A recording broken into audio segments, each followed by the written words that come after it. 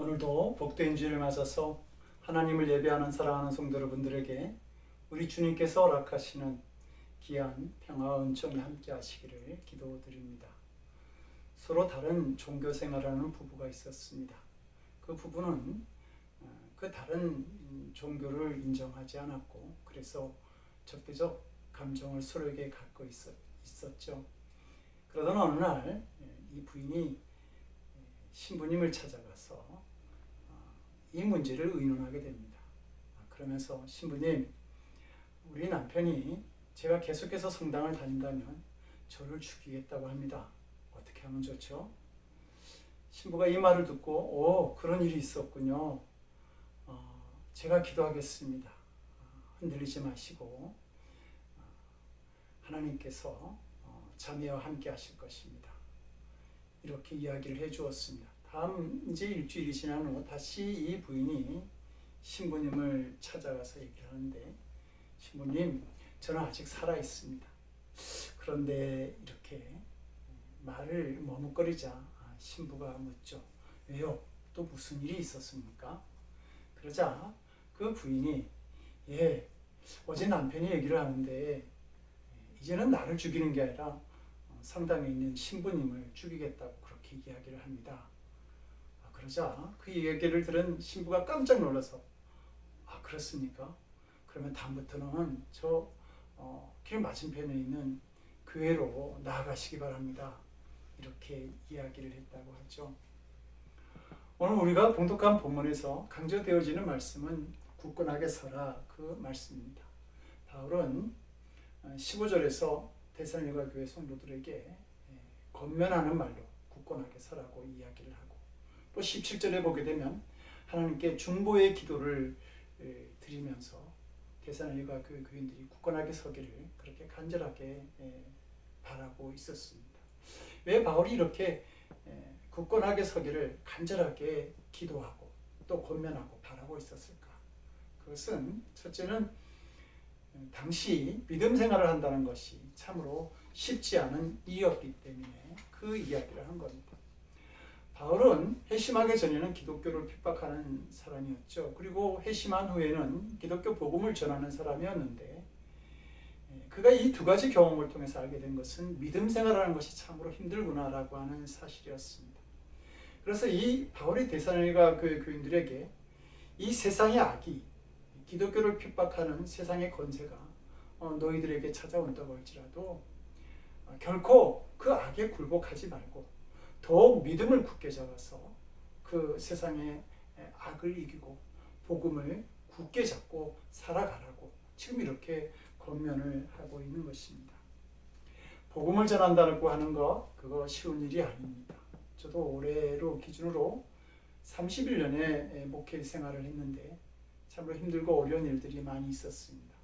그래서 저는 가끔가다 그때마다 도와주었던 성도들이 생각나곤 합니다. 바울도 다메섹 도상에서 부활하신 예수님을 만나고 회심을 경험한 후 32년 동안의 복음 전도자의 사역을 감당하게 됩니다. 그 힘든 일을 혼자 감당할 수가 없었죠. 많은 사람들이 바울의 복음 사역을 돕게 되고, 그래서 바울이 그 3차 전도 여행을 할 때에 고린도에서 로마에 있는 성도들에게 편지를 쓰게 되는데, 그 마지막 장인 16장을 보게 되면 인사와 권면과 함께 자기가 어려울 때 도와주었던 그런 성도들의 이름을 부르면서 감사의 인사를 전하는 것을 볼 수 있습니다. 그런데 바울이 복음 사역을 할 때 이렇게 그를 도와주었던 사람들만 있었던 것이 아니라 그렇게 어렵게 복음 사역을 할 때에 이 바울을 핍박하였던 사람들도 있었습니다. 또 이런 어떤 어려운 중에 바울을 더욱 힘들게 했던 것은 같이 복음을 전하는 이 동력자의 사명을 감당하던 사람들이 그 믿음의 길에서 떠나는 것을 볼 때였습니다.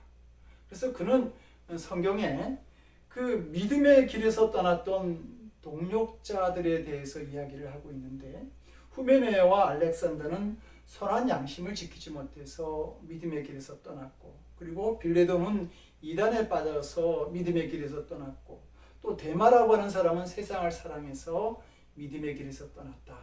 이렇게 안타깝게 기록하고 있습니다. 예수님은 믿음의 길을 가는 우리들에게 너희들은 좁은 문으로 들어가라, 좁은 길로 가는 사람들이라고 말씀하시죠. 그리고 그 믿음의 길을 가는 우리들에게 너희는 십자가를 지고 나를 따르라. 그러니까 믿음의 길이라고 하는 것이 만만하지 않고 힘들다고 하는 사실을 미리 가르쳐 준 것입니다. 우리는 예수님을 믿음으로 말미암아 겪지 않아도 될 고난을 겪기도 합니다. 또 믿음으로 살아야 되기 때문에 손해를 보기도 하고, 믿음으로 살기 때문에 내가 먼저 희생해야 될 때도 있습니다. 그리고 이렇게 이런 희생과 손해를 감수하면서까지라도 믿음의 길을 가려고 하는 우리들에게 세상은 끊임없이 우리를 쾌락과 탐욕의 자리로 유혹을 하죠. 이런 우리들에게 본문은 세상의 어떤 유혹에 빠져서 믿음을 버리는 자가 되지 말라고, 또 고난이 두려워서 선한 양심을 버리는 그 흔들리는 믿음을 갖지 말라고 그렇게 당부하고 있는 것입니다. 마틴 루터 킹 주니어 목사님은 1965년 3월 8일에 그 알라바마 주 셀마 대행진에 진을 하기 앞서서 그가 한 연설에서 이렇게 말합니다. 그가 어떠한 사람이었는지를 재는 궁극적인 척도는 평안하고 형편이 좋을 때 그가 어디에 서 있었는가가 아니라 도전과 논쟁의 시기에 그가 어디에 서 있었느냐에 달려있다. 이렇게 말한 바 있습니다. 성도 여러분들은 고난의 시기에 어디에 서 있을 것인지요? 찬송가 586장 1절은 이렇게 말합니다. 어느 민족 누구에게나 결단할 때가 있나니 창과 거짓 싸울 때에 어느 편에 설 건가? 주가 주신 새 목표가 우리 앞에 보이니 빛과 어둠 사이에서 선택하며 살리라. 사도행전 5장 41절을 보면 사도들은 그 이름을 위하여, 즉 예수 그리스도의 이름을 위하여 능력받는 일에 합당한 자로 여기심을 기뻐하면서 공의 앞을 떠나니라. 이렇게 기록합니다.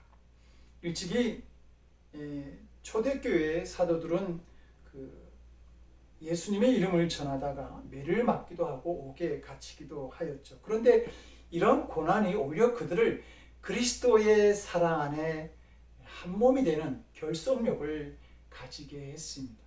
그러니까 세상이 감당할 수 없는 믿음을 가지고 있었던 것이죠. 이것이 믿음을 가진 우리들의 모습이어야 하는 것입니다. 바울이 굳건히서라고 당부한 또 다른 이유는 데살로니가 교회 교인들이 깊이 믿음의 뿌리를 내리지 못해서 그랬습니다. 주 50년경 바울이 제2차 전도 여행을 떠나면서 데살로니가에 가서 복음을 전하게 되죠. 그때까지만 해도 이 데살로니가에는 기독교인이 한 명도 없었습니다. 그런데 이 바울이 열심히 이 복음을 전하면서 사람들이 야손이라고 하는 사람, 또 아리스다고와 세군도와 같은 소수의 유대인들이 예수님을 믿게 되고, 그리고 그들이 야손의 집에 모여서 데살로니가 교회가 시작되어집니다. 바울이 아주 열심히 복음을 전한 것이죠. 그래서 많은 사람들이 예수님의 복음을 받아들이고 그리고 신앙생활을 시작합니다. 그러나 반면에 이런 기독교인들을 핍박하는 유대인들의 기세도 만만치가 않았습니다. 유대인들의 박해가 너무 심하게 되자 바울이 데살로니가 교회에서 복음을 전한 지 3주밖에 되지 아니하였는데 그 3주 만에 그는 몰래 데살로니가를 탈출을 해서 도망해야 했습니다.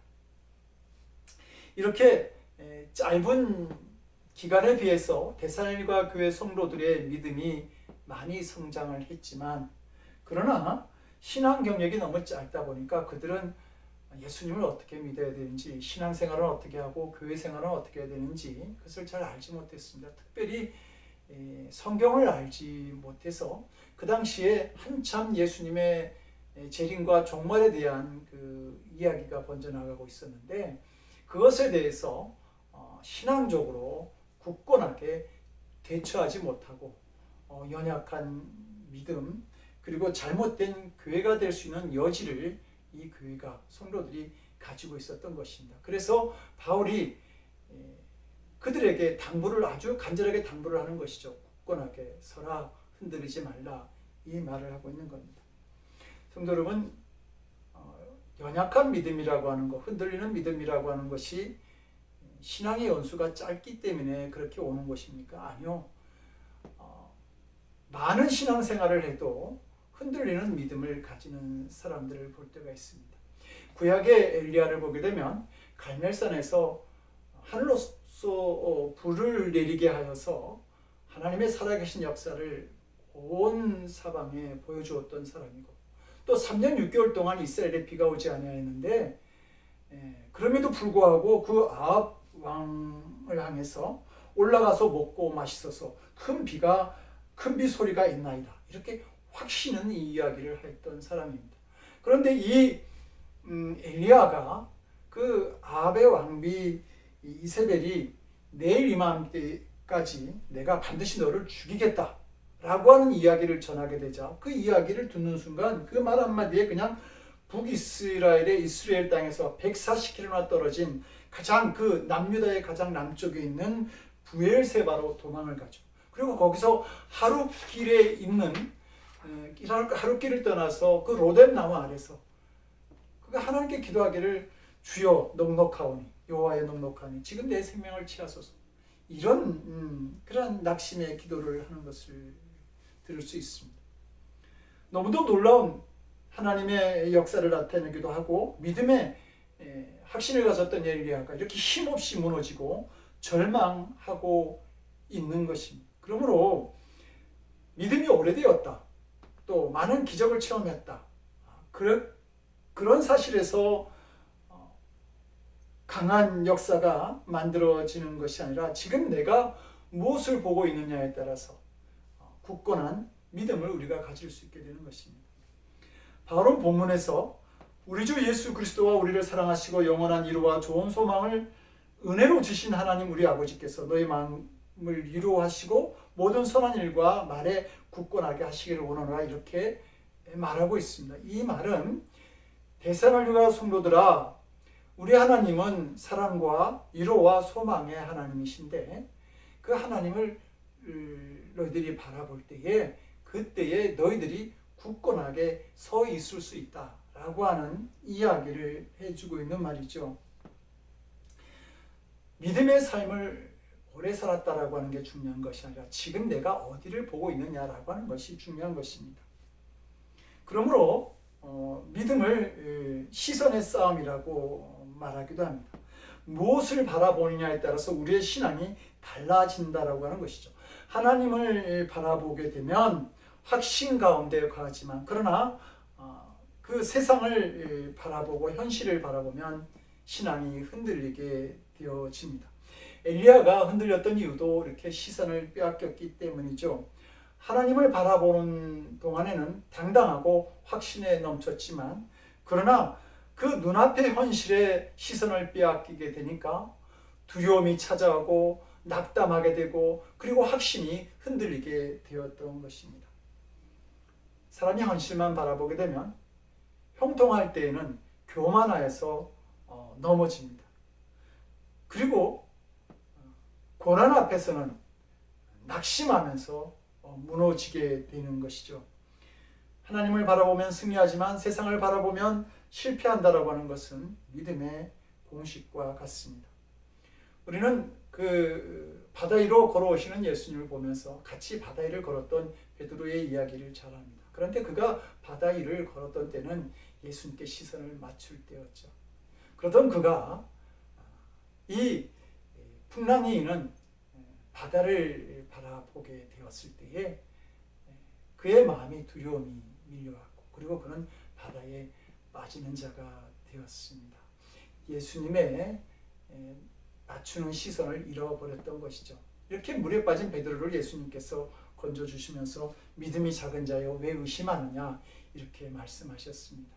우리가 세상을 바라볼 때에 믿음이 작은 자가 될 수 있다라고 하는 말입니다. 그러므로 우리의 그 영적인 시선은 우리가 어느 상황에 있든지 간에 항상 하나님께 고정될 수 있어야 합니다. 히브리서 2장 12장 2절은 말하죠. 믿음의 주요 또 온전케 하시는 이인 예수님을 바라보자. 예수님을 바라보는 자가 그 온전한 믿음, 굳건한 믿음을 가질 수 있게 된다라고 하는 말입니다.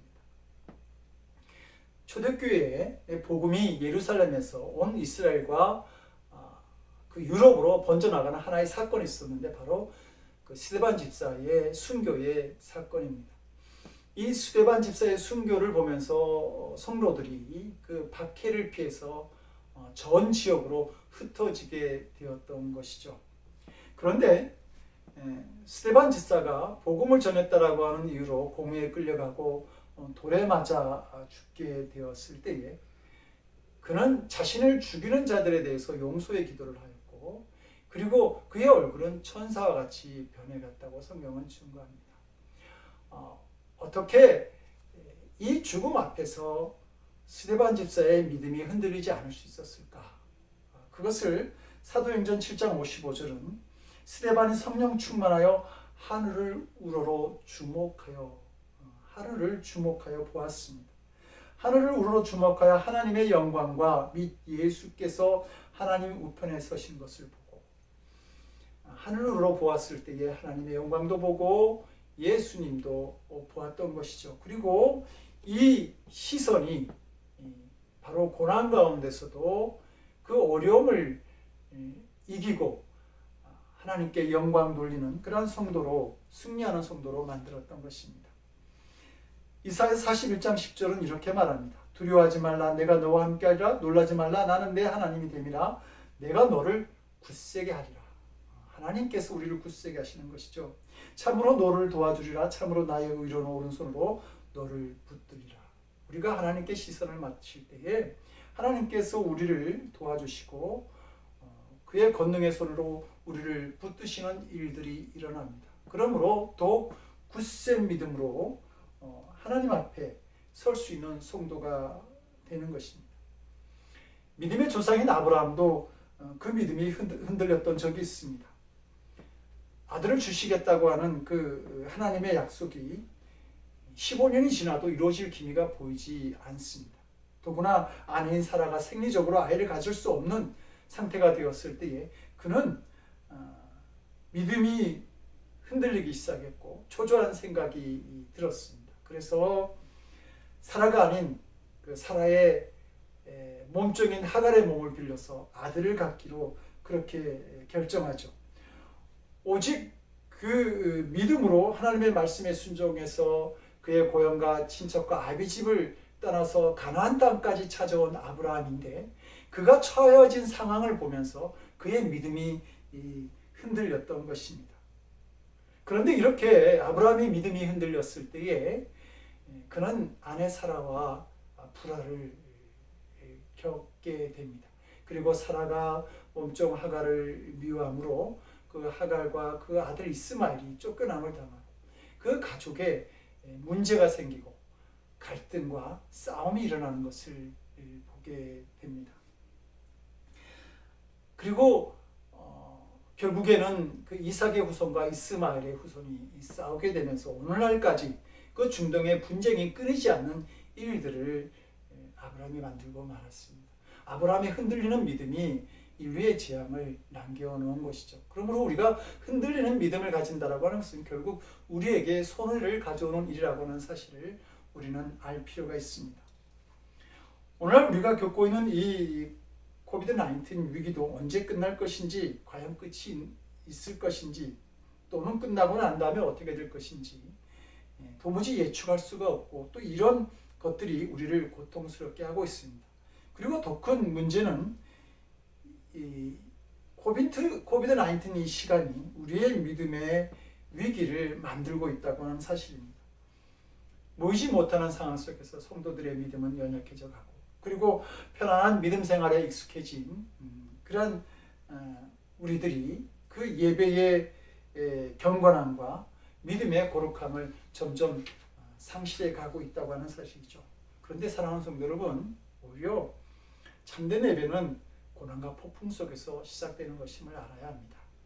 한밤중에 갈릴리 바다를 건너다 폭풍을 만난 제자들은 그 깜깜한 밤에 무리를 걸어오셔서 안심하라, 내니 두려워 말라, 이렇게 말씀하시고 그 폭풍을 잠잠하게 하시는 그 예수님을 경험하게 됩니다. 그런데 재미있는 것은 그 후에 제자들이 예수님을 경배했다, 한 마음으로 예수님을 경배했다라고 성경은 기록하고 있습니다. 제자들이 예수님이 귀한 말씀을 전했거나 또는 기적을 행하는 일들 속에서도 예수님을 경배한 일이 없습니다. 그런데 그들이 그 한밤중에 폭풍 속에서 예수님을 만났을 때에 예수님을 경배하였다고 하는 사실입니다. 모든 고난, 모든 소망이 끊어진 그 폭풍 속에서 임하신 예수님의 구원을 그들이 보았기 때문입니다. 그래서 그 미국의 중보 사역자인 체리 힐은 그가 쓴 흔들리지 마라고 하는 책에서 영적 성장을 가져오는 중대한 시기는 언제나 인생의 가장 어려운 시기다라고 말을 했습니다. 왜냐하면 어느 것도 바라보지 않고 오직 위를 바라볼 때가 바로 절망의 시간이기 때문에 그런 것입니다. 성도 여러분, 흔들리는 가지에 새가 오래 앉아 있을 수 없듯이 우리 흔들리는 믿음에 하나님의 은혜나 역사가 임할 수가 없습니다. 인자가 올 때에 세상에서 믿는 자를 보겠느냐라고 말씀하신 주님께서 오늘날에도 믿는 자를 찾고 계시는 줄로 압니다. 우리가 흔들리지 않는, 이 어려운 시대지만 흔들리지 않는 믿음으로 그 믿는 자를 찾고 계시는 주님 앞에 나아감으로 인해서 주님을 기쁘시게 하고, 또 날마다 귀한 은혜로 찾아오시는 주님의 역사를 경험하는 사랑하는 성도들이 되시기를 주님의 이름으로 간절히 축원드립니다. 기도하시겠습니다. 믿음의 주인이 되시는 하나님, 이 어려운 시간 속에서도 우리가 흔들리지 않는 믿음으로 하나님 앞에 서서 하나님께 영광을 돌리고 하나님의 거룩하신 은혜를 우리가 경험하기를 원합니다. 우리를 도와주시옵소서. 이제는 성자, 성부, 성령 삼위일체 하나님의 위대하신 역사하심이 이 어려운 시간 속에서도 흔들리지 않는 믿음으로 온전히 주님께 영광 돌리기를 원하는 거룩한 성도들 머리 위에, 저들의 가정과 삶의 곳곳 위에 지금으로부터 영원토록 함께 하옵시기를 간절히 축원하옵나이다. 아멘.